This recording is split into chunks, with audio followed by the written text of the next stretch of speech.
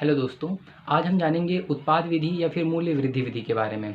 उत्पाद विधि या फिर मूल्य वृद्धि विधि को हम शॉर्ट फॉर्म में जो हम कहते हैं वो कहते हैं हम GVAMP, यानी कि gross value added at market price. ठीक दोस्तों, अब हम देखते हैं कि उत्पाद विधि या फिर मूल्य वृद्धि जो विधि है इसके अंदर हम करते क्या हैं। तो उत्पाद विधि या फिर मूल्य वृद्धि विधि के अंदर ये होता है कि अगर हमने किसी एक चीज़ का उत्पादन किया, मान लो कि हमने गेहूं का उत्पादन किया, गेहूं का उत्पादन करने के बाद हमने जब गेहूं से जब आटा बनाया तो आटा बनाने में गेहूं का जो मूल्य मान लो 10 रुपये था, मगर आटा बनने के बाद वो कितना आया था 35 रुपये तक हो जाता है।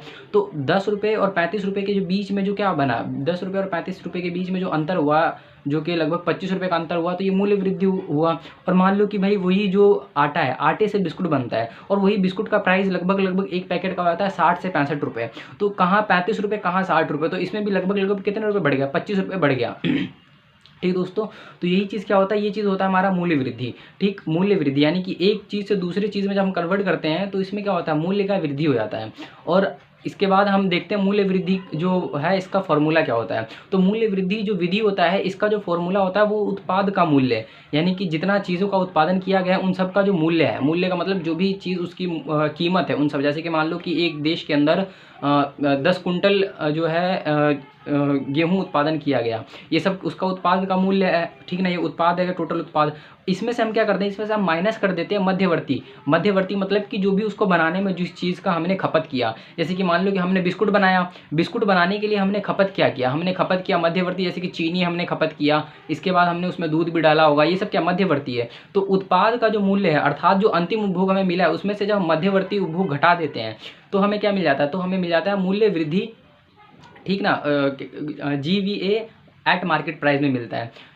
इसके बाद क्या होता है, इसके बाद कभी कभार ये होता है कि जो उत्पाद विधि में है ना, उत्पादन का मूल्य नहीं दिया होता तो वो हमें निकालना पड़ता है। उसको निकालने के लिए हम क्या करते हैं, इसको निकालने के लिए हम जो पहले जो इकाइयाँ दी गई है, बिक्री की इकाइयाँ, इकाइयाँ का मतलब होता है जो भी चीज़ हमें बेचना है उन सब की। जैसे कि मान लो कि 10 बिस्कुट है तो 10 क्या है, इकाई तो है, तो बिक्री की इकाइयाँ, फिर उसको हम मल्टीप्लाई करते हैं किससे, बिक्री का मूल्य, मतलब कि जो बिस्कुट का मूल्य होगा। जैसे कि एक बिस्कुट का मूल्य है जैसे कि 10 रुपये है, तो 10 को अगर हम 10 से इंटू करेंगे तो 100 रुपये हो जाएगा। तो क्या है वही, तो क्या है, इसको हम क्या करना पड़ेगा, इस बिक्री की इकाइयाँ माइनस मल्टीप्लाई करना पड़ेगा बिक्री के मूल्य को। ठीक, और इसके बाद प्लस करना पड़ेगा।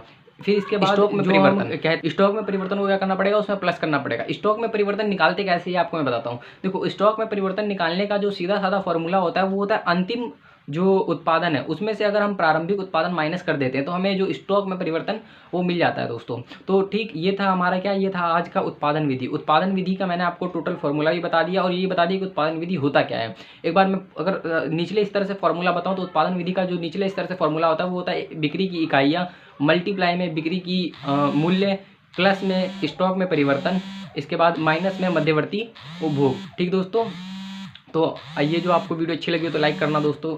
Thanks for watching.